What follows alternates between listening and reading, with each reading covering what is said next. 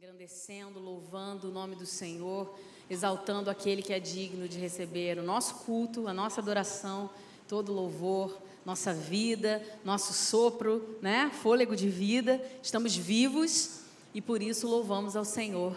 Aleluia, Ele é dono de todas as coisas. Antes de a gente entrar na pregação, quero convidar você a fechar os seus olhos. Vamos orar, pedir ao Senhor que nos dê clareza e direção. Pai, estamos juntos aqui para receber de Ti a palavra rema, que vem do Teu coração para o nosso coração. Eu estou aqui, Senhor, falha, pecadora, sem saber muito o que dizer, se não for o Teu Espírito em mim. Então eu te peço, Senhor, que o Teu Espírito fale através de mim, que haja nesse lugar uma atmosfera de conhecimento e sabedoria da pessoa do Senhor, e que nada venha interferir entre mim e aos meus irmãos que estão aqui ouvindo. Nós repreendemos, Senhor, todas as mentiras que podem rodear a nossa mente, repreendemos, Senhor, tudo aquilo que venha para causar incômodo, desconforto, ou, Senhor, distrações em nossa mente, para não ouvirmos a Tua palavra. Nós queremos agora, Senhor, que haja totalmente a Tua presença nesse ambiente e que nada venha nos impedir de aprender, de sermos transformados pela Tua palavra, em nome de Jesus, amém. Quero pedir para você abrir a sua Bíblia em Gálatas capítulo 3, uma leitura um pouquinho grande, mas eu prometo que eu vou ler de um jeito que você não vai achar chato. Eu treinei. Se você achar, me desculpa. Eu vou prometer fazer melhor na próxima. Gálatas, capítulo 3, diz assim: Ó Gálatas insensatos, quem foi que os enfeitiçou? Não foi diante dos olhos de vocês que Jesus Cristo foi exposto como crucificado? Quero apenas saber isto: vocês receberam o Espírito pelas obras da lei ou pela pregação da fé?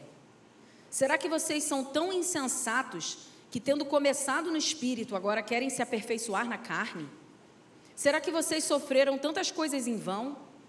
Se é que, na verdade, foram em vão?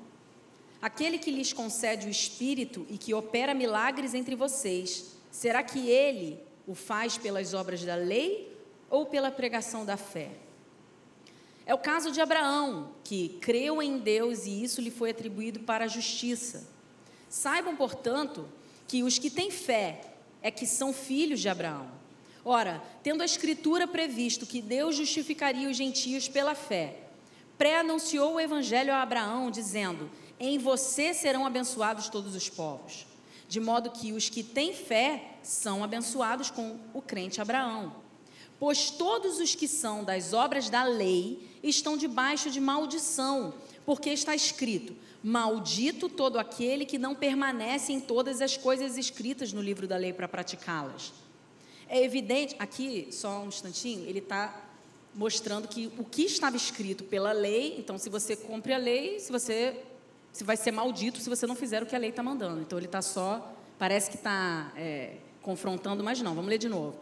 Pois todos os que são das obras da lei estão debaixo de maldição, porque lá na lei está escrito: maldito todo aquele que não permanece em todas as coisas escritas no livro. Então se você inventou, né, se você disse que tudo que estava escrito na lei tinha que ser cumprido à risca, senão você seria maldito, então se você não fizer, você vai ser maldito. É isso que ele está dizendo.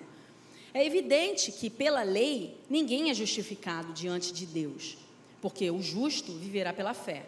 Ora, a lei não procede da fé. Vou ler de novo. Ora, a lei não procede da fé, mas aquele que observar os seus preceitos por eles viverá. Cristo nos resgatou da maldição da lei, fazendo-se Ele próprio maldição em nosso lugar. Porque está escrito: maldito todo aquele que for pendurado no madeiro. Então, a lei dizia: maldito que for pendurado no madeiro. Então, Jesus se pendurou no madeiro, né, se entregou para ser maldição. Irmãos, falo em termos humanos. Ainda que uma aliança seja meramente humana, Uma vez ratificada, ninguém a revoga ou lhes acrescenta coisa alguma. Ora, as promessas foram feitas a Abraão e ao seu descendente. Não diz e aos descendentes, como falando de muitos, porém como falando de um só, e ao seu descendente, que é Cristo. E digo isto: uma aliança já anteriormente confirmada por Deus não pode ser revogada pela lei, que veio 430 anos depois, a ponto de anular a promessa. Porque se a herança provém da lei, já não decorre de promessa, mas foi pela promessa que Deus a concedeu gratuitamente a Abraão. Que o Espírito Santo revele essa palavra para você nessa noite. Logo, para que é a lei? Ela foi acrescentada por causa das transgressões. Lê de novo. Para que é a lei? Ela foi acrescentada, diga comigo, acrescentada, por causa das transgressões. Até que viesse o descendente, a quem se fez a promessa, e foi promulgada por meio de anjos, pela mão de um mediador. Ora, o mediador não é de um só, mas de um Deus só. Seria, então, a lei contrária às promessas de Deus? Essa é uma pergunta que você deve fazer de vez em quando. Seria, então, a lei contrária às promessas de Deus? De modo nenhum. Porque se fosse promulgada uma lei que pudesse dar vida, então a justiça seria, de fato, procedente da lei. Mas a Escritura encerrou tudo sob o pecado, para que, mediante a fé em Jesus Cristo, a promessa fosse concedida aos que creem. E eu vou terminar aqui. Não, eu vou só falar aqui o 28. Assim sendo, não pode haver judeu, nem grego, nem escravo, nem liberto, nem homem, nem mulher, porque todos vocês são um em Cristo Jesus. E se vocês são de Cristo, são também descendentes de Abraão e herdeiros segundo a promessa. Calma, eu sei que o texto é muito complexo, mas o que você precisa guardar desse texto, nesse momento, depois você pega em casa, lê de novo, dá uma olhada nos comentários, mas o que você precisa guardar nesse momento é: Jesus veio aumentar a régua da lei. Jesus veio dizer assim: não se preocupe em só cumprir o que está sendo pedido, porque você pode se tornar um fazedor de coisas. O que me importa é saber se você está rendido, com seu coração inclinado a satisfazer o Pai. Aqui na Bíblia a gente leu, e vocês repetiram comigo, que a lei foi acrescentada por causa das transgressões. Abraão não tinha a lei. Moisés veio depois. Abraão, ele caminhava pela fé e por ouvir Deus.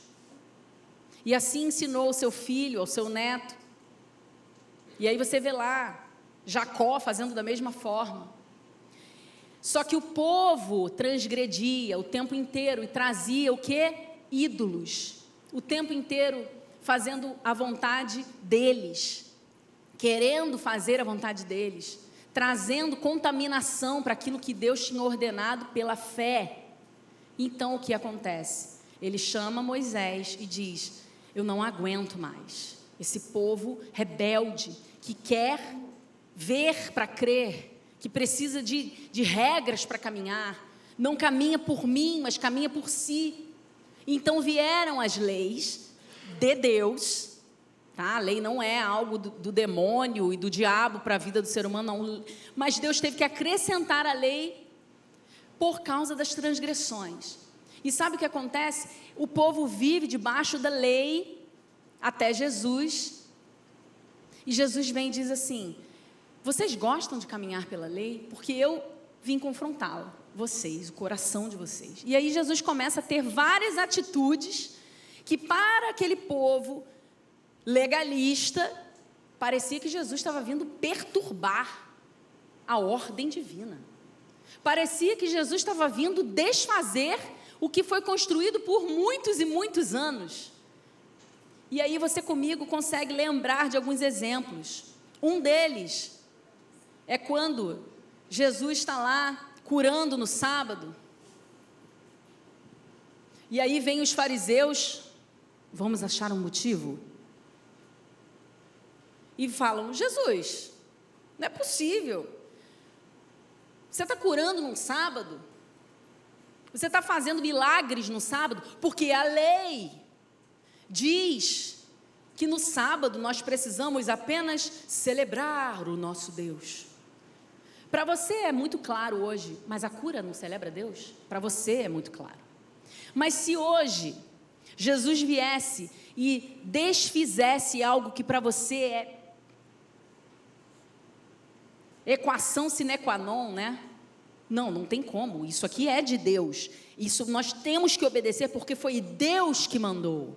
E aí eu te pergunto, Deus mandou guardar o sábado para a sua contemplação, mas nós, seres humanos, começamos a criar caminhos de contemplação e outros de não contemplação. E aí foi a hora que Jesus chegou. E quem falou que curar no sábado não é celebrar Deus? E aí ele conta, você tendo 99 ovelhas não pararia num dia de sábado para salvar uma que caiu no buraco? Quanto mais eu, pastor, não vou parar para curar um dos meus. Então Jesus veio confrontar também quando todos os fariseus estavam lá se vangloriando de darem o dízimo de todas as coisas. Olha, eu dou o dízimo do endro, eu dou o dízimo do cominho, eu dou o dízimo. É como se você falasse assim: olha, eu pago todos os meus impostos, eu pago sem atraso, eu dou todas as minhas taxas, eu dou gorjetas para os garçons de 10%. Quando é opcional, eu dou sempre também. Eu sou muito generoso. Tem lá que se você quiser dar a gorjeta, eu dou a gorjeta de 10%. Então, se você é muito generoso, estou falando do garçom, tá, gente? Então, se você é muito generoso, dá 50%. Não, mas 50%, ele vai achar que ele pode. Aí a gente inventa coisas. Não, mas é porque 10% é o que está sendo falado. Não, mas sabe por quê? Eu prefiro deixar para que todos possam. Aí nós inventamos artifícios e justificativas para fazer o que nós queremos fazer. E aí vem Jesus e começa a desfazer. A Bíblia conta que os discípulos estavam colhendo trigos num sábado e comendo, com fome. Mas no sábado não, pela lei, você não pode colher para comer. Você já tinha que ter colhido, se programado, porque no sábado é o dia de você parar, né? E aí o que Jesus fala? O sábado não foi feito para o homem, mas sim o homem para o sábado. Eu sou o Senhor do sábado. Sabe o que significa isso? Ele diz assim: eu sou o que criou todas as coisas para serem contempladas. Então sou eu que estou aqui, junto com eles, colhendo, porque eu defino. Irmãos, o que nós precisamos entender é: a lei é para quem não sabe, não se rendeu. A lei, as exigências da lei são para aquelas pessoas que não querem errar porque não conhecem. Mas nós que tivemos um encontro verdadeiro com Deus, queremos o quê? Nos dar de corpo inteiro. Lembra quando Jesus estava lavando os pés dos discípulos? E aí Pedro chegou: que isso, Senhor? Você não pode lavar os nossos pés, nós é que devemos lavar os seus, porque isso era uma prática. Somos nós é que devemos nos humilhar e lavar os seus pés. E Jesus disse: não, eu vim para servir. E aquele que for servido por mim será digno do meu reino. Ah, então me lava inteiro. Foi isso que Pedro respondeu. O que ele está querendo dizer com essa resposta? Eu não quero fazer só o que for pedido, eu quero fazer tudo, eu quero fazer muito mais. E aí eu queria que você prestasse atenção comigo. Essa pregação, eu sei que você já deve estar pensando assim: fulano de tal podia estar aqui hoje. E eu digo para você: não se preocupe com isso. Eu gosto muito da frase: deixa Deus ser Deus. essa pregação é para você. Essa pregação já foi para mim. E essa pregação também foi para uma pessoa que estava hoje na minha manhã presente. E eu vou contar essa história para vocês. Eu viajei com Augusto na quinta-feira e voltei hoje. E estávamos lá curtindo os nossos dias, mas saímos daqui com uma palavra que a minha mãe lançou sobre nós, e ela sempre lança sobre nós, quando nós viajamos, ela diz: não se esqueçam que vocês são servos do Senhor, estão indo para um lugar, mas que não é só para vocês curtirem, que vocês sejam instrumentos na vida de quem precisa. Ela sempre falou isso. E antes da gente ir, fizemos uma oração e ela falou isso mais uma vez. E quando a gente chegou lá, a gente disse: chegamos, está tudo bem. E ela falou: não se esqueçam que vocês estão aí, que sejam usados pelo Senhor. Aí eu falei assim, nem que eu quisesse agora, só dormir, eu já não consigo, eu já estou com a minha mãe aqui na minha cabeça, falando que eu preciso sair para pregar. É muito bom isso, te deixa alerta. E por causa disso, eu estava alerta, o tempo todo. De verdade. Não estou falando isso para causar nada em vocês, mas eu estava. Então eu vi uma pessoa fazendo a trilha sozinha, eu ficava: Senhor, será que ela está sozinha, esbarrou aqui na gente à toa? E daqui a pouco eu encontrava a pessoa de novo, não é possível. O tempo todo eu estava fazendo esse exercício. E eu ficava assim, minha mente vai, cria uma história, essa pessoa deve ter sido abandonada, não deve ter amigos, aí eu começo a criar histórias. Quase que vem a palavra do conhecimento aqui, para profetizar para a pessoa no meio do mato. Mas não é isso não. Estava lá, hoje, de manhã, tomando meu último café da manhã. Não que eu não tome nos outros dias, mas era, né, aquele momento sem ninguém, mamãe. E aí, hoje a pousada, na hora que a gente desceu para o café, normalmente éramos só nós, estava cheia de gente. E eu comecei a reparar todas as pessoas. Gente, é o meu último dia aqui. E aí, eu olhei um casal, né? A menina chegou para puxar papo comigo, ela estava levando as louças para a cozinha, numa pousada. Isso não é normal. Normalmente você termina de tomar o café da manhã e sai. Aí ela estava assim, numa distância minha aqui para o Márcio, e ela ficou tentando falar assim. Aí eu, Aí ela, não, estou falando com você não. Aí eu olhei, era o marido dela. Sai daí, deixa a louça para a moça. Na mesma hora veio uma palavra no meu coração: Marta, Marta. E aí, prestem atenção as mulheres, é incrível. O Senhor, Ele não fala coisas do nada. Nós estávamos estudando qual livro, né? De fazer as coisas todas e não prestar atenção. Aí, veio na hora, eu falei assim, meu Deus, eu vou ter que falar com essa menina. Aí ela saiu, botou a louça na cozinha e saiu assim, meio... Para mim, ela estava conectada comigo ali, não sei porquê, agora eu sei. Aí eu fiz assim para ela, né? Não falei nada. E ela sentou. Eu tomando meu café ainda, continuei. Augusto falando, não lembro, desculpe, o que, porque eu estava com o olho lá. E aí ela estava sentada, gente, era uma mata linda, uma paisagem linda, o marido lá dela contemplando, com um restinho de café na mão. Você via no rosto dele que ele estava muito satisfeito com aquilo que ele estava vendo. E ela... assim.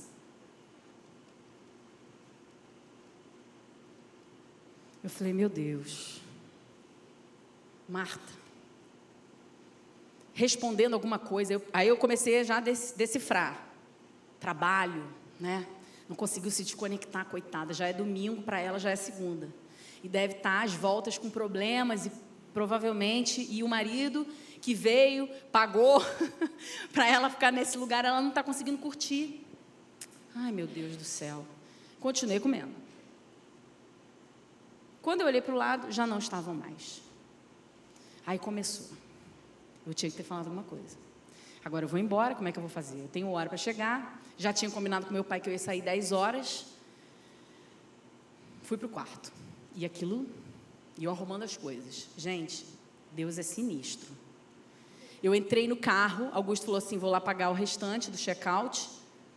Quer ir lá? Eu falei assim, não, eu vou ficar no carro. Pega a sua Bíblia para mim, só para dar uma lida no texto de Gálatas de novo, e eu vou meditando nisso na viagem. Aí ele falou, tá bom. Aí pegou a Bíblia dele, me deu. Quando eu peguei a Bíblia, eu senti no meu coração assim, eu vou sentar naquele banquinho ali, para ler rapidinho ali no meio das árvores, minha última leitura. Fui lá. Meus irmãos, quando eu atravessei a ruazinha para chegar, vem a mulher andando. Aí ela olhou para mim e continuou. Aí eu olhei e não falei. Não me julguem e não se sintam mal quando vocês não fizerem também, porque olha aí, acontece, a gente fica, vou falar o quê? Vou falar que ela é Marta, ela nem sabe quem é Marta. E eu já vou chegar assim de sola, Marta, entendeu? Quem é Marta? Eu vou falar, Marta é uma mulher que foi chamada a atenção de Jesus porque não está fazendo a coisa certa. Meu Deus, me ajuda.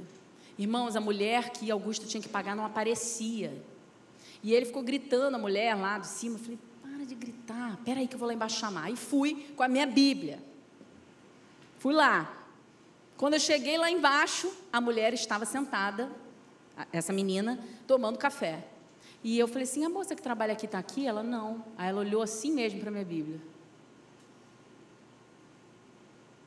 Aí eu falei, Aí eu fiz assim. Ela, o que é isso? Eu falei, uma Bíblia. Ela, uma Bíblia? Eu tenho Bíblia. Eu falei, você já leu? Aí ela, não. Eu leio às vezes, mas eu sei que eu tenho que seguir a Bíblia. Mas é muito difícil, né?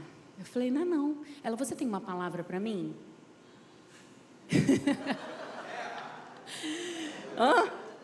Quê? Eu falei, eu tenho, só um instante. Aí ela já estava chorando. Olha só, foi a pessoa mais fácil que eu ganhei para Jesus. Eu já vou te contar o final. Foi a pessoa mais fácil que eu ganhei para Jesus. Ela estava quase suplicando, pelo amor de Deus, não vai embora sem me converter. E ela já estava convertida. Bobagem. Porque a gente fica com essa coisa de tem que fazer a oração da confissão. Eu realmente acho e fiz. Mas você está vendo como a gente volta para o legalismo, de achar que algo tinha que ser feito, mas o coração dela já estava convertido. Ela já estava ali. Você tem uma palavra? Então, você me encontrou 3 vezes, não falou nada para mim. Você pode falar alguma coisa agora? É sobre Deus, então eu preciso. Aí eu voltei e falei assim, Augusto, só fiz assim para ele, ó. Aí ele, cara, você que estava com pressa de ir embora, tchau, foi pro carro. Ficou intercedendo por mim lá. E eu falei para ela sobre essa pregação de hoje. Falei, eu não sei o que você precisa ouvir, mas eu tenho no meu coração que muitas vezes nós achamos que servir a Deus é a gente praticar um monte de coisas e não praticar um monte de outras. Mas eu quero te dizer, Jesus não é uma religião. Jesus é o seu Salvador. E não tem outro caminho para você seguir, se não for por Ele. Então toda a amargura, medo, quanto mais eu ia falando, mais ela chorava. Angústia, sofrimento, falta de paz que você está sentindo agora, essa mata não vai resolver. Você vai até conseguir uma paz, uma alegria, mas talvez não, porque você estava ali escrevendo no seu celular, enquanto seu marido estava contemplando a mata, mas nem isso você estava conseguindo fazê-la. Eu sou a âncora da minha casa, tudo está sobre mim. Eu falei, mas o Senhor vai te livrar disso. Você vai fluir como rios de águas vivas sobre toda a sua casa. E a paz que você está buscando aqui, nesse lugar, nessa viagem, nessas comidas, são prazeres passageiros. Parecia até que eu estava falando para mim mesma alguns anos atrás. E você não vai conseguir ser suprida, porque isso é perene, isso acaba. Você vai chegar lá na sua cidade, terça-feira de manhã você já está assim, por que eu voltei? Por que eu estou aqui? E aí, você vai se lembrar de mim.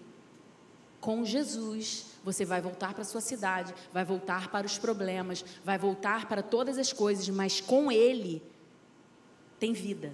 Com Ele tem paz, com Ele tem alegria. Então você vai até vir para cá como eu estou vindo, mas eu vou te falar, eu estava saindo daqui feliz, agora eu vou sair muito feliz. Porque antes eu precisava viajar para suprir as minhas necessidades, me sentir bem. Agora eu vejo que o que importa não são as coisas desse mundo, mas sim o que Ele precisa que seja feito. Eu podia estar em qualquer lugar, meus irmãos. Eu falo isso Deus sendo minha testemunha, eu podia nesses dias estar em qualquer lugar. Para onde o Senhor te mandar, se você fizer a vontade dEle, aquilo que você precisa, você terá. E aí eu falei para ela sobre a parábola do fariseu e do publicano. Vocês conhecem?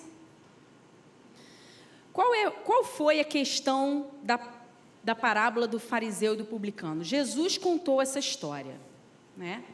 Está lá em Lucas, vamos abrir, capítulo 18.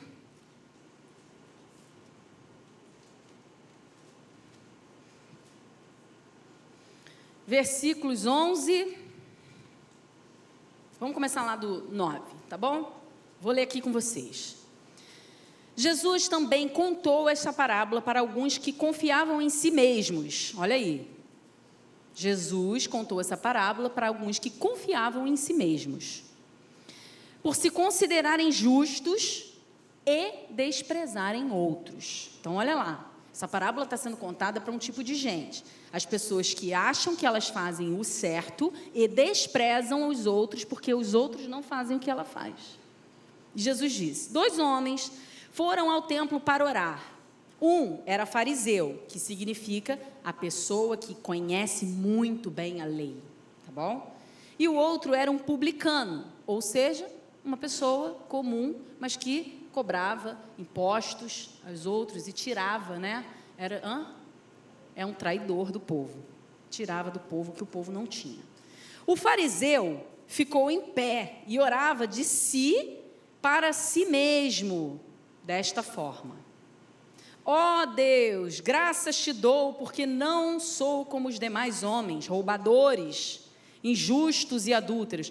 Parece até que eu estou vendo ele falando assim: ó, o publicano está lá, ó Deus, obrigado, porque eu não sou como alguns irmãos entendeu?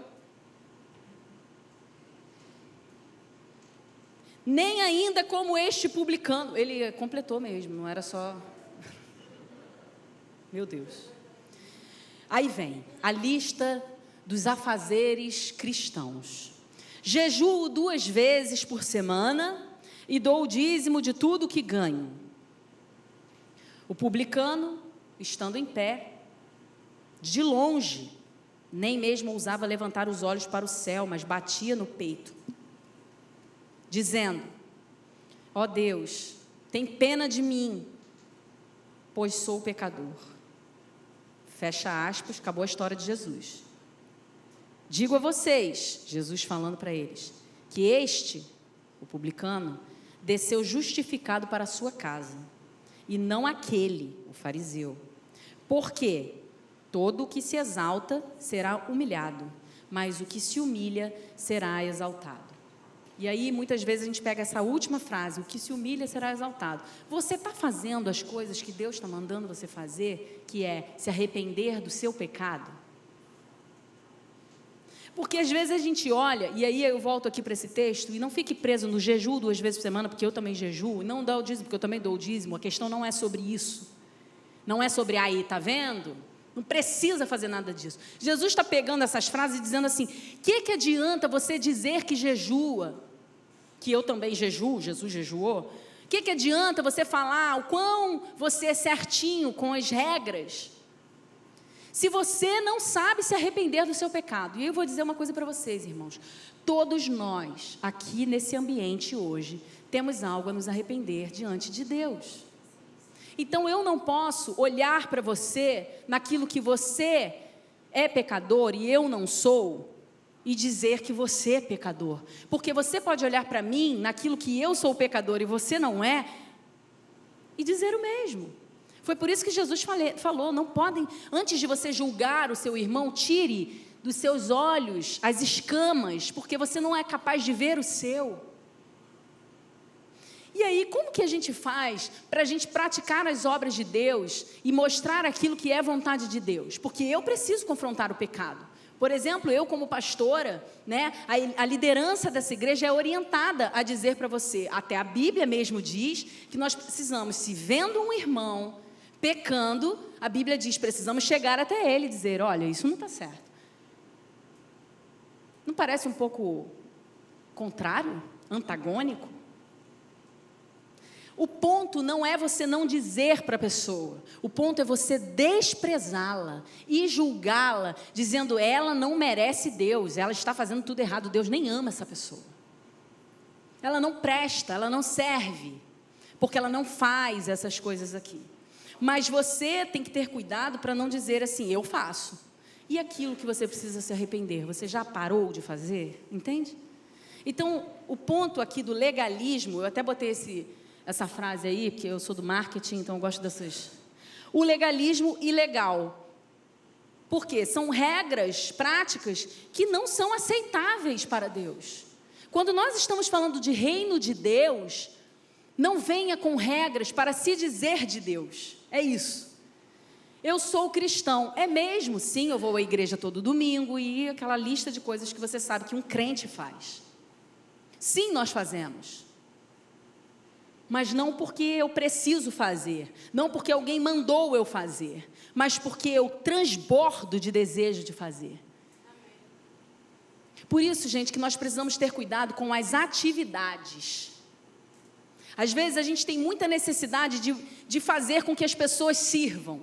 Eu estou falando isso da própria liderança da igreja. Eu quero ver essa igreja servindo, só que nós temos uma preocupação, porque antes de você servir, o seu coração tem que estar inclinado ao arrependimento.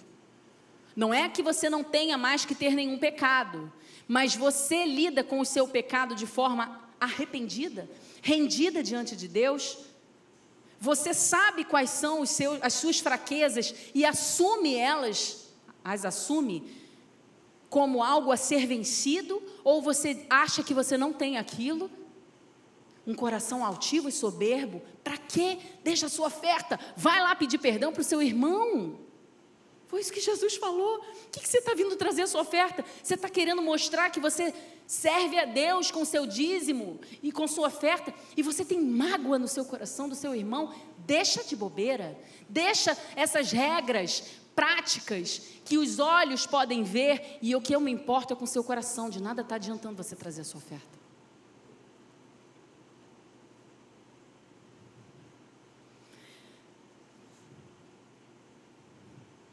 A atitude de um cristão não consiste em apenas cumprir exigências. Tem muita gente que a gente encontra por aí e fala assim, você é cristão? Sou. De qual igreja? Aí, da Shalom. Ai, que legal. Lá, qual é o nome do seu pastor? Isaías Mendes. Que legal, Isaías Mendes. Quantos membros tem sua igreja? Já fizeram essa pergunta para você? Já fizeram para mim algumas vezes. Eu falo, Não entendi. Eu nem sei. E eu não sei mesmo não, porque de vez em quando a gente está em umas reuniões de pastorais, eu falo assim, porque com tantos X membros, aí meu pai, não tem mais isso, já tem mais. Entende? Porque você tem algum problema? Então, às vezes a gente define o que é o estilo de um cristão. E fica escandalizado quando esse estilo é corrompido. Não se escandalize. Olha para Jesus. Quantas pessoas saíram de igreja, né? Se você está aqui hoje, você está nessa igreja. Você não nasceu nessa igreja. Tem algumas pessoas aqui que eu olho e eu me lembro. Essa igreja tem 15 anos e você está aqui há 2, 4, 5. Tem gente que está há 15. Será que você veio de outra igreja? Se você veio de outra igreja, provavelmente você ou se mudou, ou foi ferido. Se você foi ferido, você não abandonou Jesus, glória a Deus. Mas tem gente que abandonou. E aí eu não vou entrar nesse mérito, porque Deus é Deus, e deixa Deus ser Deus. Eu vou entrar no outro mérito. Não se escondam, ou digam para as pessoas que não estão aqui, que você conhece, não se escondam atrás dos erros dos crentes e se justifiquem, rendam seu coração e digam, Senhor, o que eu quero é praticar a Tua palavra, a Tua vontade, me guia, o que eu preciso fazer? É perdoar e permanecer, ou é sair porque já não acontece mais ali a tua obra? E nós precisamos fazer disso um exercício. Você vai se frustrar comigo. Você que está chegando agora aqui na igreja, que vai fazer o Raízes, sexta-feira, uhul! Hoje eu recebi várias mensagens legais de algumas pessoas. Eu estou tão animado, eu estou tão animada. Estamos orando. E olha, parêntese, os voluntários desse movimento e também você que vai participar. Vigia. Porque nesse ambiente vai haver cura, transformação de vidas e, vou dizer para vocês, conversões. Porque às vezes nós achamos que estamos no caminho do Senhor, porque fazemos todas essas coisas. Fomos acostumados a servir a Deus com as práticas religiosas e nos consideramos crentes. Mas talvez hoje, lá no fundo do seu coração, o Senhor esteja falando assim: eu quero o seu coração, você ainda não me deu o seu coração. Você só estava fazendo coisas práticas, mas eu quero um encontro. Então vigie, para que nessa semana não aconteça nada para te tirar da graça, de ouvir Jesus. Porque eu vou dizer para vocês, todas as vezes, nós já fizemos 4 raízes aqui, todos eles, teve um levante do inferno, para o quê? Nos cegar. Sejam aqueles que vão fazer em casa lá, uma briga com a família, ou alguma coisa acontece, e você começa a querer até desistir. Então, se liga. Por isso que a gente fala para os congressistas aqui: jejuem, orem, vigiem, não entrem em discussões, não fale aquilo que não é para ser falado, porque o inimigo está o quê? Rodeando, procurando uma oportunidade para roubar o que ele já sabe que vai acontecer.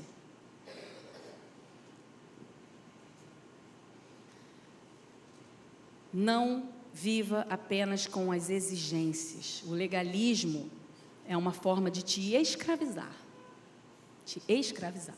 Para pensar nisso. Você não age pela fé, como Abraão agia, como Isaac, como Jacó.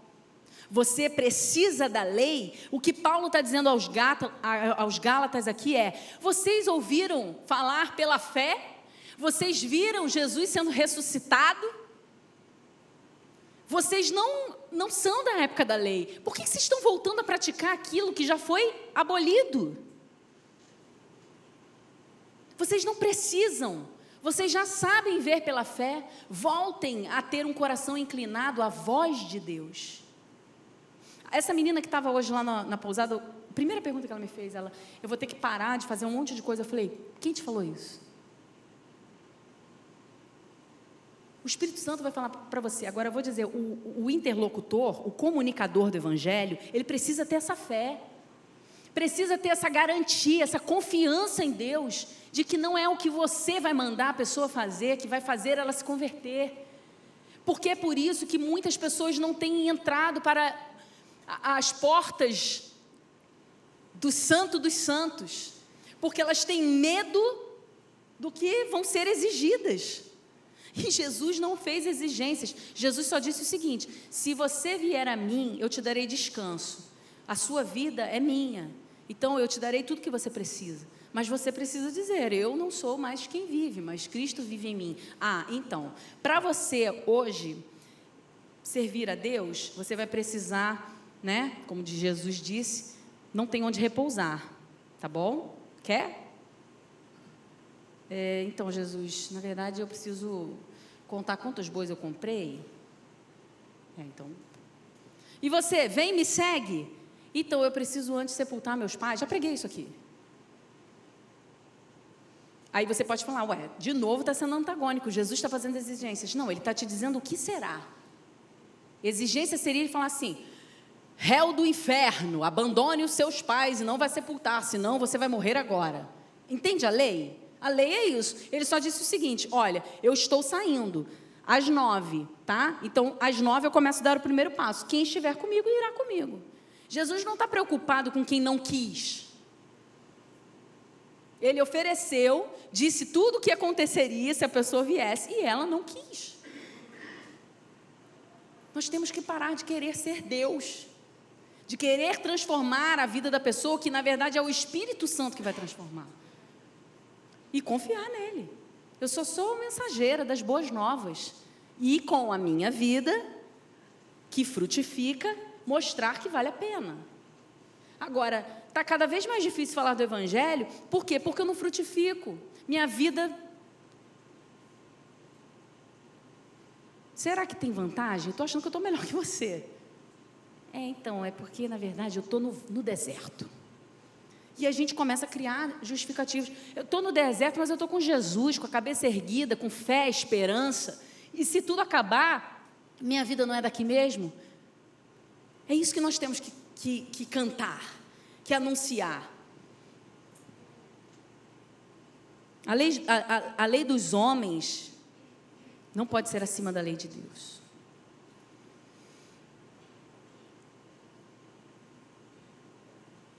Jesus veio trazer a nova aliança. Presta atenção nisso. A velha aliança, a antiga aliança e a nova aliança. O que significa isso? Significa que agora você não precisa caminhar... Espera aí, gente, deixa eu pesquisar aqui o que eu tenho que fazer para não agradar... Isso aqui eu acho que dá para fazer. Isso é a antiga aliança. A nova aliança é... Não tenho vontade de fazer. Não quero saber se é bom ou ruim. Eu não quero fazer. Eu sou livre disso. Eu sou livre dessa expectativa. A nova aliança é... Eu estou caminhando. Chutei. Ai, não era para eu ter andado aqui. Vou andar de novo. Essa é a nova aliança. Não tem uma placa escrita: cuidado, você vai tropeçar. Você tropeça, você se arrepende de ter andado por esse caminho e você muda de caminho.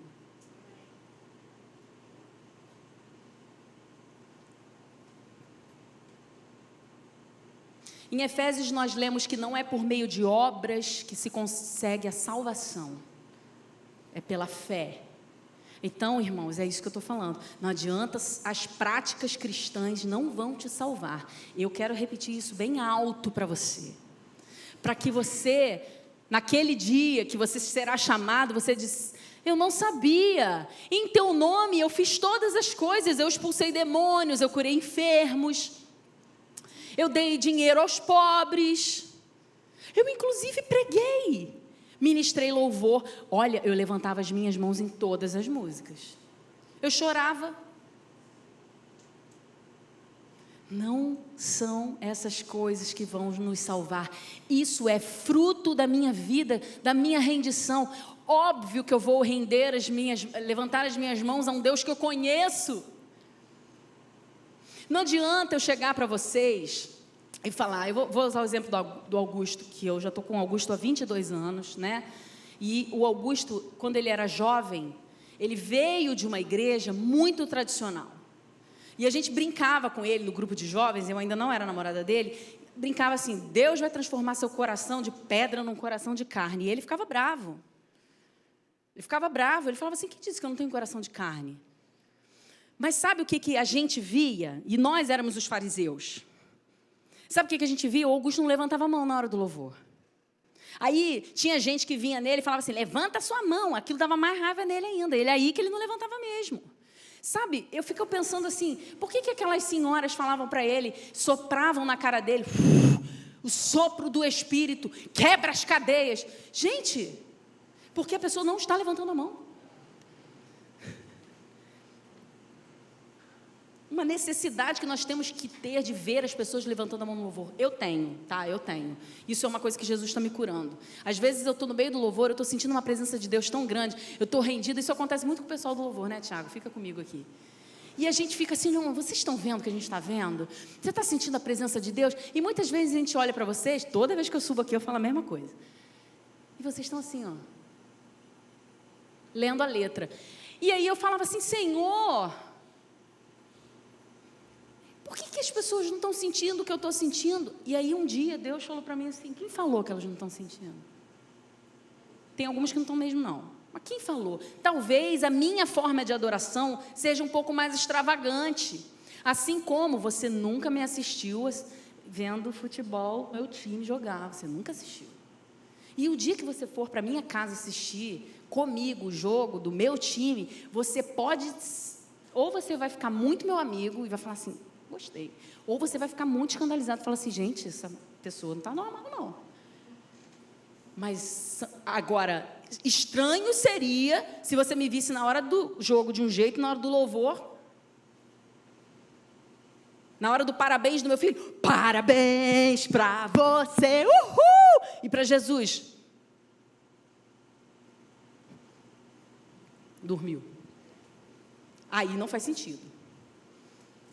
O que eu estou querendo te dizer, não force as pessoas a fazerem as coisas, mas apresente Jesus para ela, porque Jesus é suficiente. A hora que você apresentar Jesus, a hora que ela tiver um encontro real com Jesus, pelo seu fruto, ela vai se render. Aí deixa ela se render do jeito dela. Eu já vi gente rendida para Jesus mesmo, no meio do louvor, deitada com a boca no chão. Eu nunca fiz isso. Quer dizer, eu já fiz 2 vezes para ver qual era a sensação. Eu fiquei com muita vergonha e levantei. E aí alguém pode dizer assim, levantou em menos de 5 minutos. Não se rendeu. Gente, é isso que eu estou falando. Está vendo como a gente dá alguns exemplos, a gente começa a ver que, na verdade, a gente está julgando. Assim como, uma vez, o meu marido veio aqui no apelo, eu achei super estranho, porque ele não vinha a apelos. Tem tempo isso já, acho que foi no 2º ano da Shalom. E ele se ajoelhou, eu falei, se ajoelhou? Eu já contei essa história para vocês. E ele se ajoelhou, eu falei, aí minha mãe olhou para mim. Eu falei, é hoje, pega ele, Espírito Santo. Tinha uma oração de uma esposa que ora. E aí, gente, o apelo acabou, o louvor acabou, né, do apelo. Voltou todo mundo e ele continuou. Eu falei, gente, dormiu. Deve ter dormido.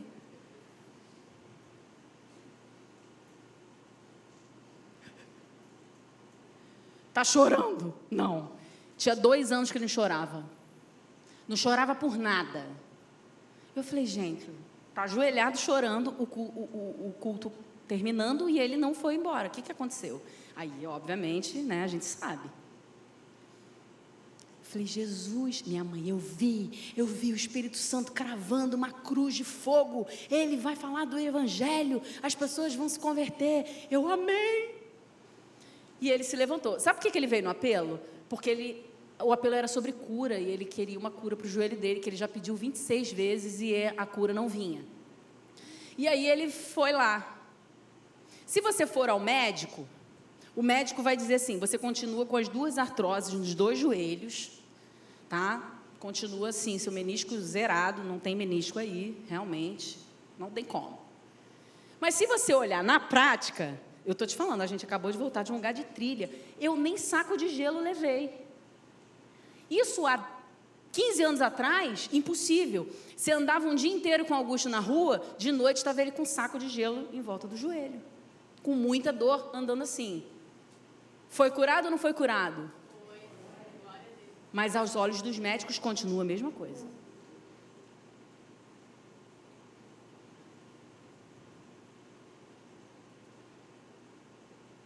Prestem atenção. Jesus está se movendo. Jesus está transformando mentes. Jesus quer aparecer e nós colocamos as coisas de Deus numa caixinha, tentando fazer com que seja do nosso jeito, como estamos acostumados. Cuidado. Cuidado, porque Deus pode pegar aquele seu amigo mais pecador de todos,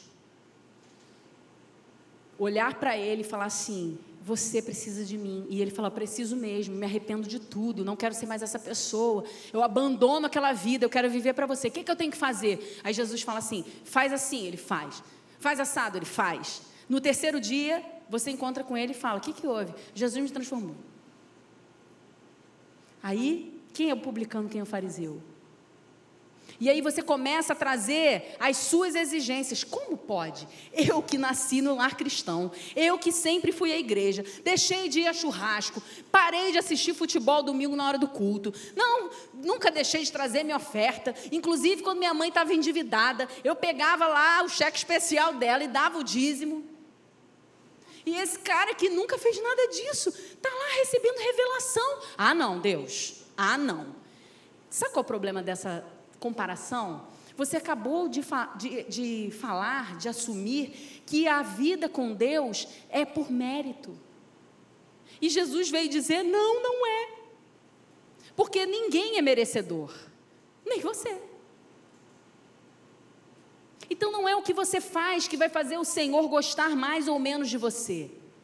Na verdade, você faz porque você vê sentido em fazer. Você deseja fazer. E eu estou muito à vontade para falar isso aqui para vocês, porque eu faço bastante coisa. Mas o que me impulsiona a fazer é a vida de Cristo em mim. É a necessidade que eu tenho que todas as pessoas que entram nesse lugar vejam o que eu vejo. Sigam para o lugar que eu estou seguindo. Experimentem da bondade e da graça de Deus como eu tenho experimentado na minha família, na minha casa, na minha vida. E não porque eu preciso fazer para que vocês me aceitem e achem que eu sou uma pessoa de Deus. Isso cansa. É por isso que tem um monte de líder cansado. É por isso que tem um monte de pastor desanimado, pensando em suicídio, precisando de terapia. Eu não sou contra a terapia, mas a terapia tem que ter data para acabar.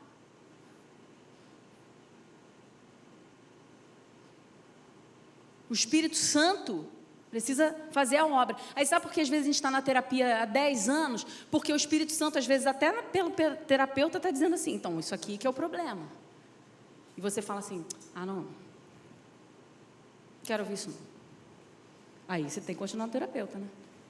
Mas se o Espírito Santo falou para você, olha, você precisa mudar esse jeito aqui, isso aqui está errado, isso aqui não me agrada. Isso aqui não produz luz, isso aqui não está sendo luz nas trevas.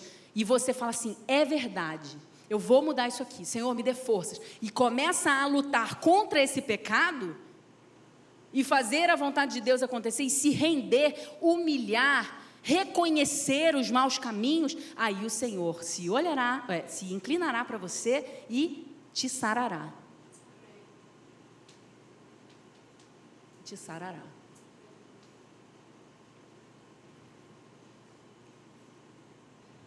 Eu fiz umas anotações aqui, peço desculpas, vou dar uma olhada só para eu não ir embora para casa achando que eu não falei.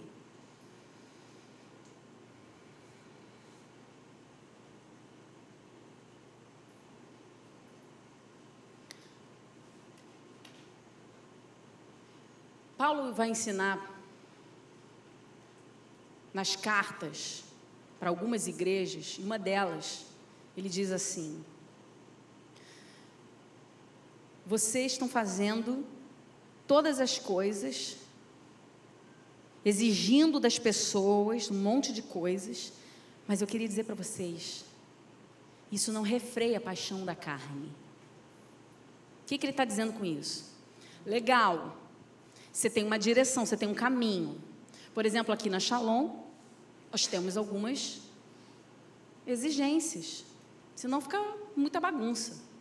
E aí eu vou me apoiar na palavra de Jesus, por causa da transgressão, é que a gente teve que acrescentar.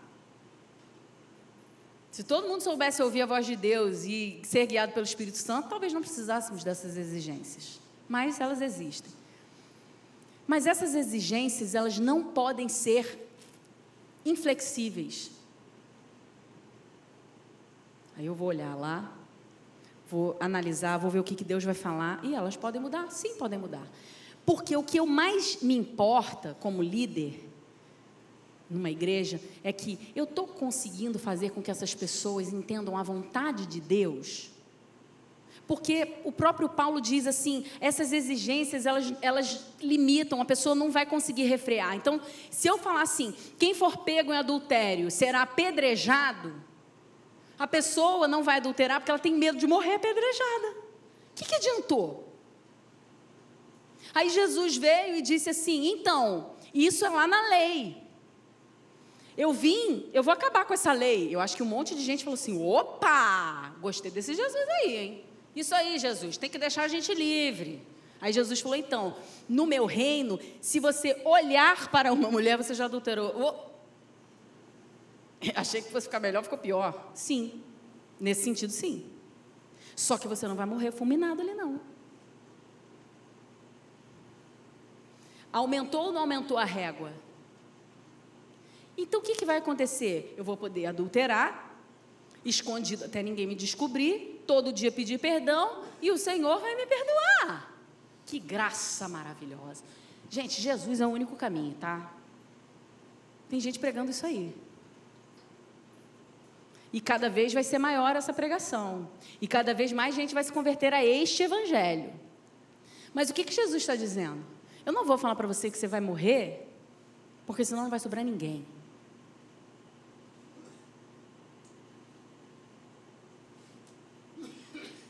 O que eu quero dizer para você é: procure satisfazer o coração do Pai, porque se você estiver nele e ele em você, você não vai olhar com outras intenções para a mulher do seu próximo ou para o marido da sua próxima.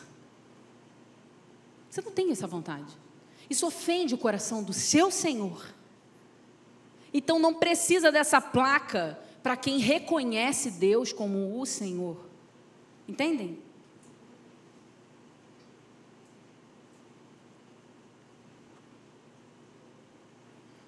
Para terminar, vou falar sobre o avivamento.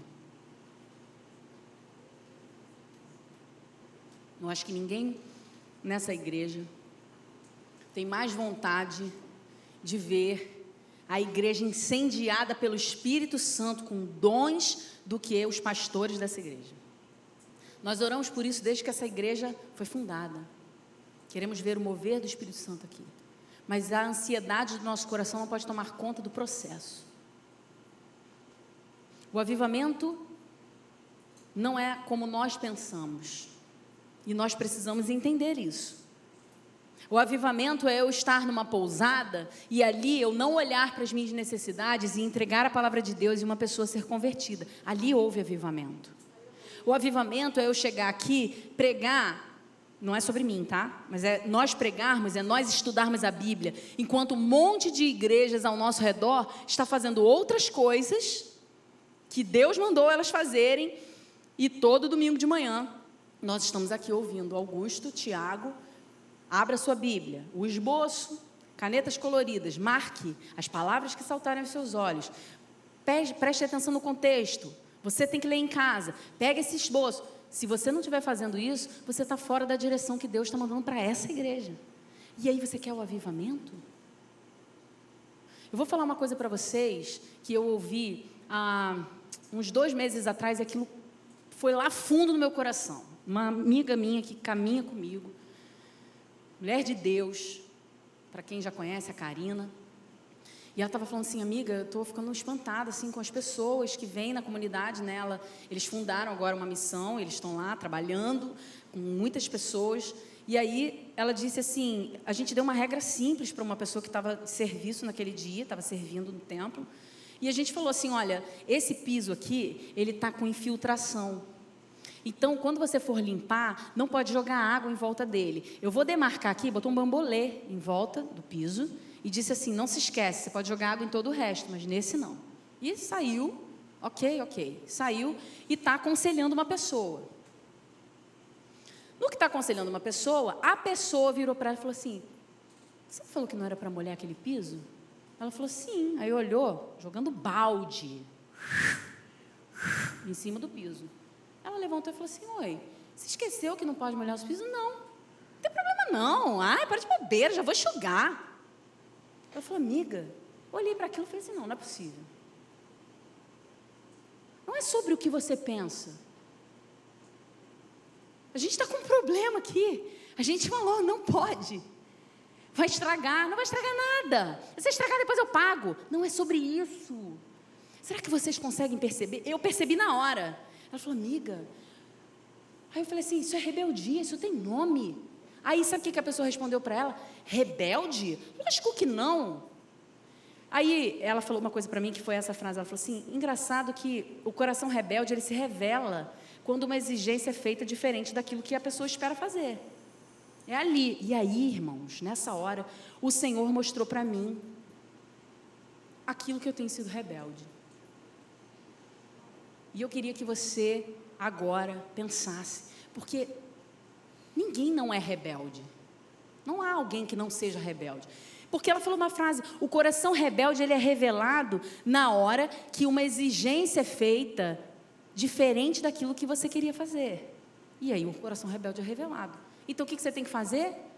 Na mesma hora a menina falou assim, ela falou assim: cara, você está sendo rebelde. Não, estou não, está sim. Está sim. O problema agora nem é mais o piso, agora eu estou preocupada com você. Entende? Esquece o piso, a gente paga, quebra, não tem problema, agora vem cá. Você precisa entender isso. Aí a pessoa foi, se arrependeu, falou: cara, verdade, estou pensando aqui, me desculpa, me perdoa. Não, tudo bem. E acabou. O ponto é esse.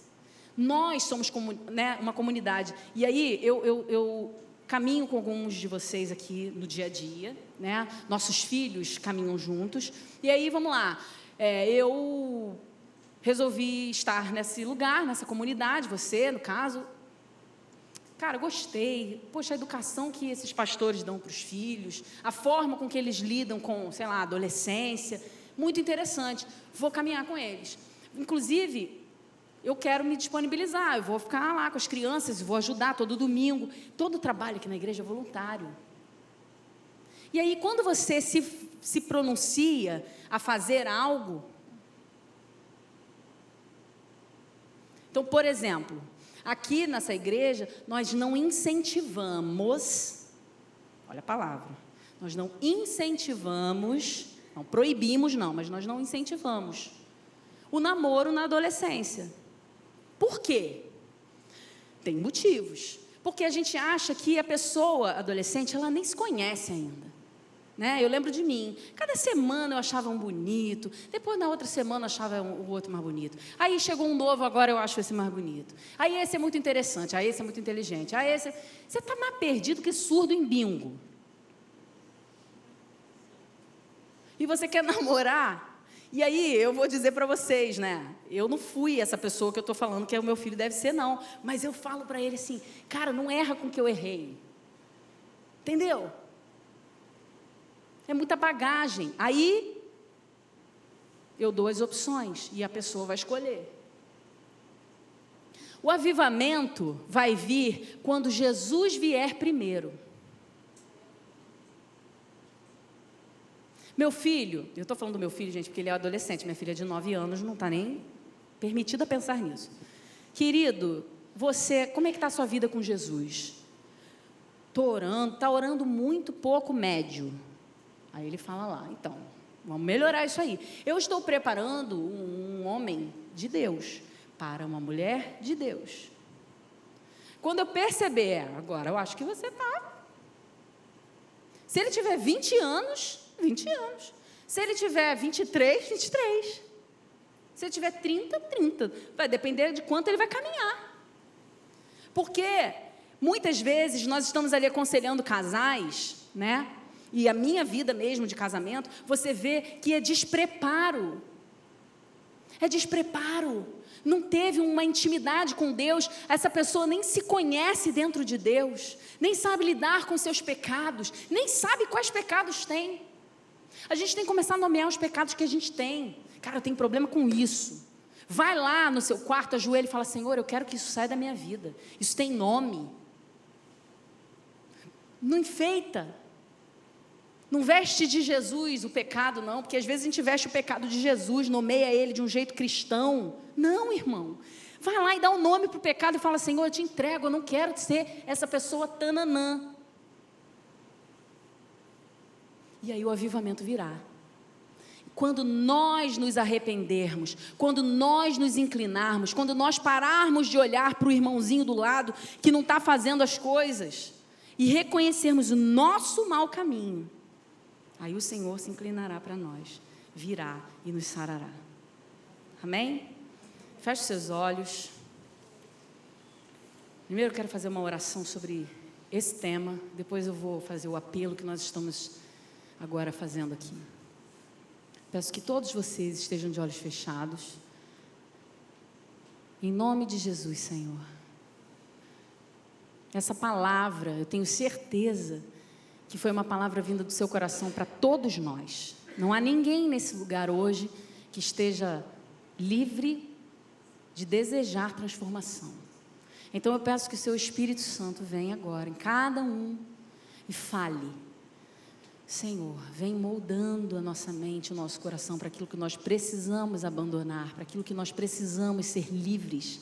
Senhor, todo espírito de cativeiro desse lugar, todas as regras religiosas que já foram imputadas a nós, todas aquelas exigências que nos fazem, Senhor, achar que nós somos cristãos, nós queremos ser cristãos independente das regras, nós queremos ouvir a Tua voz, seguir. A Tua palavra diz, Senhor, que nós somos como o vento, que não sabe nem para onde vem, nem da onde vem, nem para onde vai, assim, aquele que é nascido do Teu Espírito, e é isso que nós desejamos ser. Não queremos nos mover de acordo com palavra de homens, mas sim, Senhor, fazendo a Tua vontade, o Teu querer.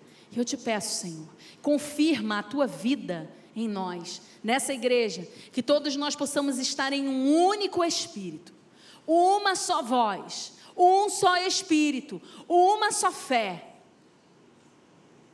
E todo, Senhor, Espírito que vem dividir isso, que vem trazer, Senhor, discórdia, dissensão entre os irmãos, em nome de Jesus, espírito maligno de Satanás, você não tem vez em nosso meio. Nós somos de Cristo e nós nos rendemos à sua palavra, nós nos rendemos ao seu querer.